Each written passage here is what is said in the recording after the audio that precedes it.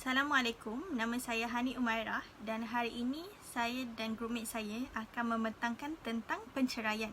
Jadi umum mengetahui tentang penceraian, masalah ni sering berlaku dalam rumah tangga pada zaman sekarang. Jadi kita juga dapat lihat kes penceraian semakin meningkat dari hari ke hari dan selalu timbulkan pelbagai tanggapan negatif dalam kalangan masyarakat. Dan terdapat pelbagai sebab kenapa penceraian boleh berlaku dan ianya juga memberi kesan terhadap segelintir pihak, terutama anak-anak. Dan saya akan membentangkan maksud penceraian. Jadi penceraian ialah kejadian bercerai antara suami dan isteri. Penceraian bermaksud menamatkan hubungan perkahwinan sama ada dengan pihak suami atau keputusan qadi. Penceraian dari segi bahasa bermaksud berpisah, manakala dari segi istilah pula maksud keruntuhan hubungan perkahwinan dan terputusnya hubungan suami isteri bersebab. Assalamualaikum warahmatullahi wabarakatuh. Saya Aribah Fatana binti Cik Adam. Bagi tajuk ini terdapat 3 hukum penceraian iaitu wajib, sunat dan haram. Hukum wajib hanya berlaku jika suami isteri tiada jalan berdamai dan hanya penceraian menjadi penyelesaian setelah dibawa mahkamah. Contoh situasi ialah apabila suami atau isteri berlaku curang. Bagi mengelakkan situasi bertambah buruk, maka penceraian menjadi solusi terakhir. Bagi hukum sunat, penceraian adalah apabila suami tidak mampu membimbing isteri. Sebagai contoh, suami tidak mampu untuk menyelesaikan tugas dan tanggungjawab sebagai seorang suami. Yang terakhir ialah hukum haram penceraian. Haram bagi seorang suami menceraikan isteri sewaktu isteri mereka berada dalam keadaan haid dan nifas. Hai, Assalamualaikum. Saya Syazani binti Muhammad Saleh. Saya akan membincangkan tentang contoh dan punca perceraian. Terdapat 5 jenis perceraian dalam Islam iaitu cerai talak, cerai taklik, cerai khulud, cerai fasakh dan cerai li'an. Perceraian secara talak berlaku apabila kedua-dua pihak suami dan isteri bersetuju untuk bercerai secara baik atau suami membuat keputusan untuk menceraikan isteri dengan lafaz talak. Yang keduanya ialah taklik. Taklik didefinisikan mengikut Undang-Undang Keluarga Islam sebagai lafaz perjanjian yang dibuat oleh suami selepas akad nikah. Perceraian secara taklik berlaku apabila suami melanggar taklik yang dibuat olehnya semasa upacara akad nikah. Seterusnya, cerai khulud. Perceraian secara khulud merupakan salah satu alternatif yang boleh berlaku dengan penawaran oleh pihak isteri untuk bercerai dengan suaminya dengan menawarkan sejumlah wang atau harta sebagai pampasan. Yang keempat ialah cerai fasakh. Fasakh merupakan pembubaran perkahwinan melalui kuasa yang diberikan kepada hakim. Walaupun hak untuk memohon fasakh terpakai kepada kedua-dua suami dan isteri, namun secara amalannya hak fasakh diberikan kepada isteri memandang suami mempunyai hak untuk melafazkan talak. Akhir sekali ialah cerai li'an. Perceraian secara li'an berlaku apabila suami menafikan anak yang dilahirkan oleh isterinya atau anak di dalam kandungan isterinya sebagai anaknya atau menuduh isteri berzina dengan lelaki lain tetapi tidak dapat membuktikan melalui penyaksian 4 orang saksi. Sumpah li'an dilakukan oleh suami dengan menyatakan atas nama Allah dia bersumpah bahawa isterinya telah melakukan zina. Sumpah itu dinyatakan sebanyak 4 kali oleh suami dan pada sumpah kelima suami menyatakan dia siap menerima laknat Allah jika dia berbohong. Kemudian tentang punca perceraian yang sering berlaku di Malaysia. Punca pertama, didapati tiada persefahaman antara pasangan. Isteri tidak faham tugas suami, suami juga mahu memahami tugas isteri. Masing-masing bekerja, masing-masing penat, masing-masing buat hal sendiri. Walaupun sudah ada anak, apabila tiada persefahaman, ditambah lagi jurang pendidikan antara suami dan isteri, jalan penyelesaian yang paling mudah ialah bercerai. Selain itu, ialah tidak bertanggungjawab. Juga berkait rapat dengan tiada persefahaman antara suami dan isteri. Bila tiada persefahaman, pasangan mula rasa bosan dan malas untuk berkomunikasi. Ini menyebabkan mereka terus meninggalkan tanggungjawab sebagai seorang suami atau isteri. Yang ketiganya ialah kahwin muda. Apabila kahwin muda, katakan pada umur 18 tahun sejurus selepas SPM, pasangan itu masih lagi boleh dikatakan belum matang. Dengan suami yang mungkin masih belum ada pencarian yang kukuh, ia sedikit sebanyak akan memberi impak pada keluarga. Di samping itu, campur tangan mertua juga menjadi salah satu punca perceraian. Apabila sudah berkahwin, sudah tentu sesuatu keputusan mesti dibuat oleh suami atau isteri. Amat malang apabila mertua yang membuat segala pilihan. Ramai yang mengatakan ibu mertua selalu campur tangan. Apa sahaja yang dilakukan menantu akan dibantah. Lebih-lebih lagi, menantu yang tinggal sebumbung dengan mertua. Punca terakhir sekali ialah ketagihan dadah. Ganja dan heroin adalah yang paling popular. Apa yang mengejutkan, ramai bakal isteri sudah tahu bakal suami mereka adalah seorang drug addict. Namun mereka berfikiran bahawa suami akan berubah jika berkahwin, tetapi tidak. Jika sekali seseorang itu merasai nikmatnya dadah, amat sukar untuk dia melupakan. Bayangkan jika suami gian dengan dadah, apa akan terjadi pada keluarga? Tentunya diabaikan. Maka apabila diabaikan, isteri akan menuntut cerai. Sekian daripada saya. Terima kasih. Assalamualaikum warahmatullahi wabarakatuh. Nama saya Nur Amirah Fatihah binti Harun. Saya ingin membentangkan tentang kesan perceraian. Pertama, emosi terganggu dengan pelbagai perasaan negatif seperti jiwa tak tenteram, mudah marah, sedih, hilang semangat, murung, bimbang, putus asa, kecewa dan kesepian. Kedua, tanggungjawab bertambah terutama bagi pasangan dalam mempunyai anak. Anak akan dijaga oleh salah seorang dari pasangan atau mungkin juga dibahagi kepada suami dan isteri. Apapun, tanggungjawab akan bertambah kerana si suami atau isteri yang menjaga anak terpaksa menjadi ibu dan juga ayah kepada anak tersebut. Ketiga, anak akan menyalahkan diri mereka atas perceraian ibu bapa.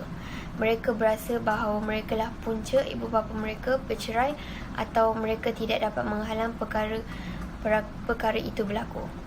Anak-anak yang menjadi mangsa perceraian ibu bapa akan kehilangan kasih sayang daripada kedua ibu bapa mereka atau salah seorang daripadanya. Sesetengah keluarga, anak-anak terpaksa berpisah dengan adik-beradik yang lain kerana mengikut ibu atau bapanya. Hal ini akan menyebabkan anak-anak lebih menjadi kesunyian dan murung.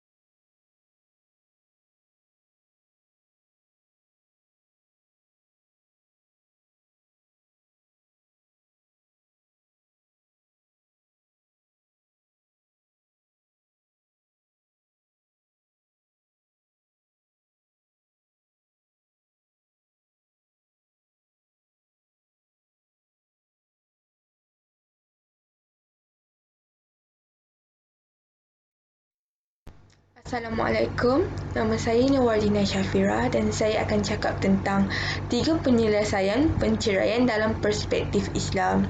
Yang pertama, berbuat baik dan bersikap lemah lembut pada pasangan. Kurangnya sikap lemah lembut banyak menjadi penyebab penceraian suami dan isteri. Dalam sebuah kitab Sahih nombor 2594 dari Aisyah, Rasulullah bersabda, "Sungguh segala sesuatu yang dihiasi dengan kelembutan akan nampak indah." Dari hadis tersebut, jelas bahawa Rasulullah menggalakkan para umat Islam terutamanya yang bergelar suami isteri untuk bersikap lemah lembut terhadap hal apa pun, lebih-lebih lagi dalam sesebuah keluarga. Suami isteri yang tidak bersikap dan berkata lemah lembut antara satu sama lain akan mudah hilang rasa cinta dan mudah menimbulkan rasa sakit hati hingga menyebabkan pertengkaran, dan apabila iman menjadi lemah, ia akan mudah menimbulkan perceraian. Cara untuk mengatasi tentulah dengan melakukan sunnah Rasulullah, iaitu berbuat baik dan bersikap lemah lembut pada pasangan, supaya sebuah perkahwinan itu akan merasa diperlakukan dengan baik dan perasaan cinta akan tumbuh semakin dalam. Yang kedua, menahan emosi dan saling meningkatkan rasa sabar. Penyebab penceraian dalam Islam ini banyak berkait rapat dengan emosi, iaitu sikap ketika pasangan melakukan sesuatu yang tidak disukai atau tidak sesuai dengan keinginan masing-masing. Dalam hadis mengatakan, "Jika kalian marah dalam keadaan berdiri, maka duduklah. Kerana dengan melakukan itu, marahnya akan hilang. Dan jika belum hilang, maka hendaklah dia mengambil posisi tidur." Hadis riwayat Ahmad. Tidak mampu menahan marah akan membuat kita mudah bertengkar dengan pasangan sehingga mudah menimbulkan penceraian kerana kekurangan keharmonian. Cara mengatasi ialah salah satu sama lain wajib saling mengingatkan untuk menahan emosi dan saling meningkatkan rasa sabar serta saling mengingatkan dalam kebaikan. Dan yang terakhir, sentiasa meletakkan senyuman dalam keadaan apa pun pada pasangan. Dalam hadis menyatakan, wanita terbaik iaitu yang paling menyenangkan jika dilihat suaminya, taat jika diperintah suaminya, dan tidak menyelisihi suami dalam diri dan hartanya dengan apa yang dibenci suaminya. Hadis riwayat An-Nasai. Kesibukan atau hal yang memenatkan di luar rumah kadang membuat wajah menjadi lelah dan pasangan di rumah yang akan terkena tempiasnya.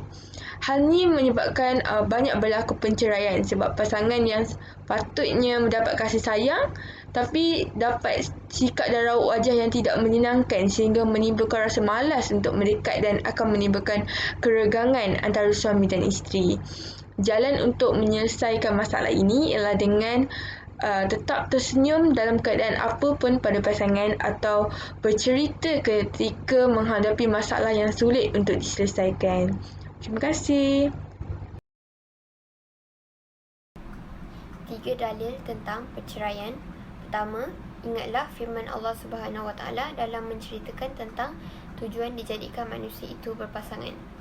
Wa min ayatihi an khalaqalakum min anfusikum azwajun litaskunu ilaiha wa ja'ala bainakum mawaddatun wa rahmatun inna fi zalika laayatin liqaumin yatafakkarun. Maksudnya, dan di antara tanda-tanda yang membuktikan kekuasaannya dan rahmatnya bahawa ia menciptakan untuk kamu, iaitu wahai kaum lelaki, isteri-isteri dari jenis kamu sendiri, supaya kamu bersenang hati dan hidup mesra dengannya, dan dijadikannya di antara kamu, iaitu suami isteri, perasaan kasih dan sayang dan belas kasihan.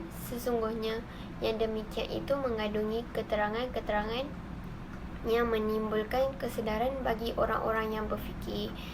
Dalil kedua, jika segala usaha telah dilakukan untuk mempertahankan institusi kekeluargaan itu, namun hanya perceraian saja jalan keluarnya, maka Islam membenarkannya.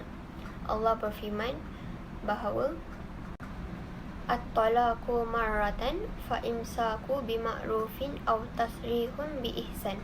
Maksudnya, talak yang boleh dirujuk kembali itu hanya 2 kali. Sesudah itu, bolehlah ia memegang terus isterinya itu dengan cara yang sepatutnya atau melepaskannya dengan cara yang baik. Dalil ketiga, terdapat pada perkara yang halal itu perkara-perkara yang dimukai oleh Allah, dan perkara yang paling dimukai oleh Allah Subhanahu Wa Taala adalah talak. Ia menjadikan sebagai kiasan bahawa perkara tersebut tidak mendapat pahala serta perbuatannya itu tidak mendekatkan pelakunya kepada Allah Subhanahu Wa Taala. Daripada Ibnu Umar radhiyallahu anhu bahawa Nabi sallallahu alaihi wasallam bersabda, "Abghadul halali illa Allahi talaq." Maksudnya perkara halal yang paling dimukai oleh Allah adalah talak. Riwayat Abu Daud dan Ibnu Majah. Dalil ketiga, terdapat pada perkara yang halal itu perkara-perkara yang dimukai oleh Allah, dan perkara yang paling dimukai oleh Allah Subhanahu Wa Taala adalah talak. Ia menjadikan sebagai kiasan bahawa perkara tersebut tidak mendapat pahala serta perbuatannya itu tidak mendekatkan pelakunya kepada Allah Subhanahu Wa Taala. Daripada Ibnu Umar radhiyallahu anhu bahawa Nabi sallallahu alaihi wasallam bersabda, "Abghadul halali illa Allahi talaq." Maksudnya perkara halal yang paling dimukai oleh Allah adalah talak. Riwayat Abu Daud dan Ibnu Majah.